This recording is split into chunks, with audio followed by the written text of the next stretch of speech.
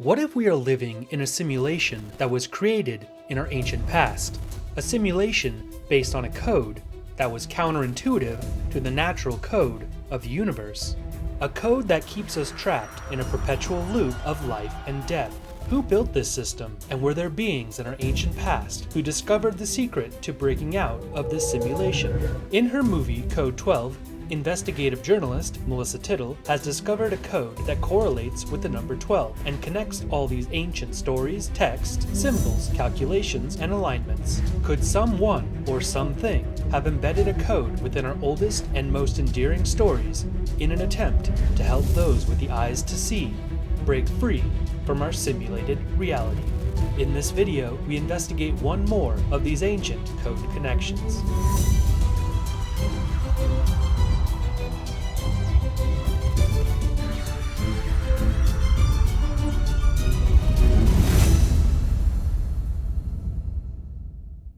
I'm Melissa Tittl. For over a decade, I've been researching the unknown, and what I've discovered are interesting connections to a possible code that has surrounded our existence for thousands of years.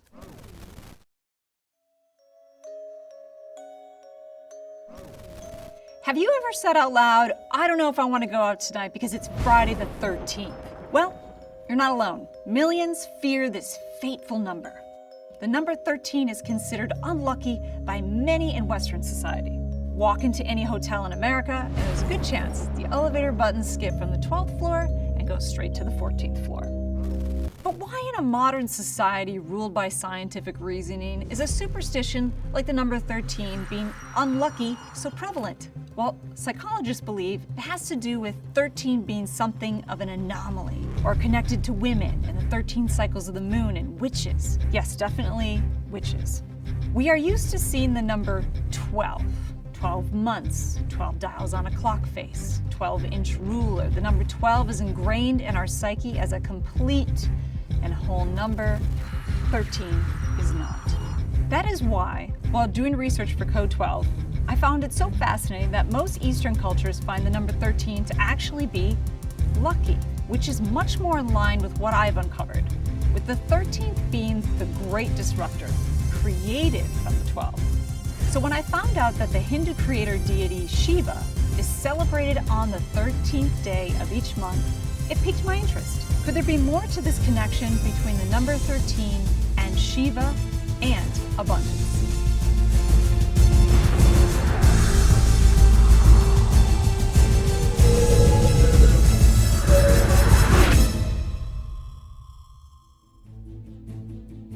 On June 18, 2004, CERN, the home of the largest Hadron Collider in the world, unveiled an unusual new landmark, a 2-meter-tall statue of the Indian deity Lord Shiva. A plaque alongside the statue explains that Lord Shiva danced the universe into existence, motivated it, and will eventually extinguish it.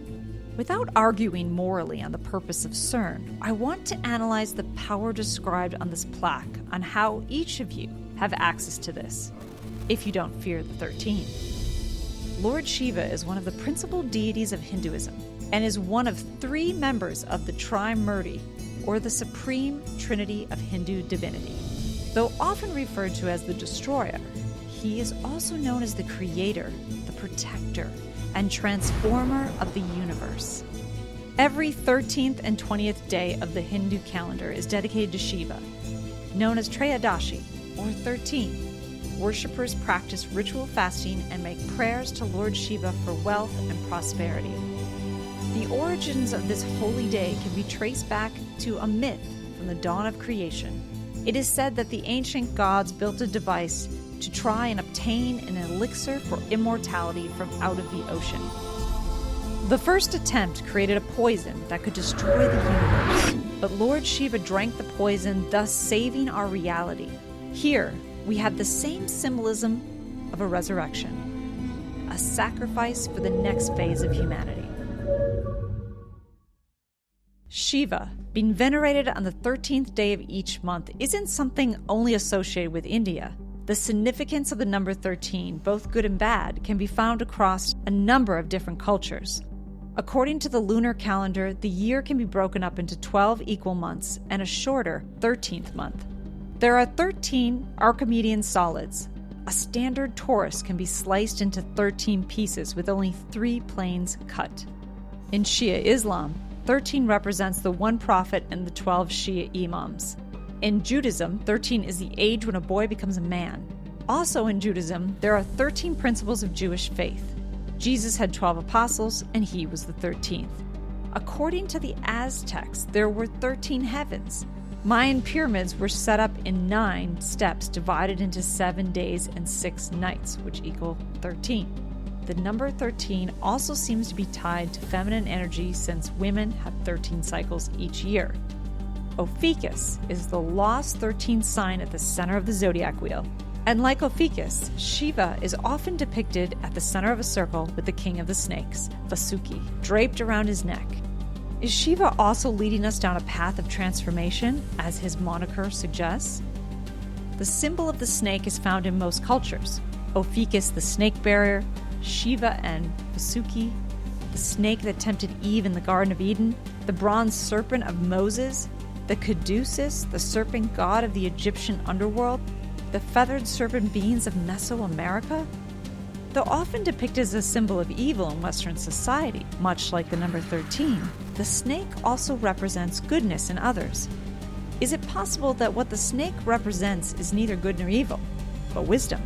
A wisdom that also represents itself in quantum physics, using 12-pointed structures, with the center being 0 point and considered the 13th point. Could the snake, the number 13, and Shiva all be ancient misunderstandings on how each person can transcend their own reality into a greater one? And if this is true, could Shiva be another key piece to this Code 12 mystery? I believe that if we can unravel the code of the universe left to us by our ancient past, we might better understand our current situation, and more importantly, find a way to break out of our self-made prisons and become the ascended masters of our own universe. Until then, may the truth be within you. Watch the movie Code 12 to learn the science behind the code on Amazon Prime right now. Subscribe here to get more updates and free content. That is, if the simulation doesn't get in your way.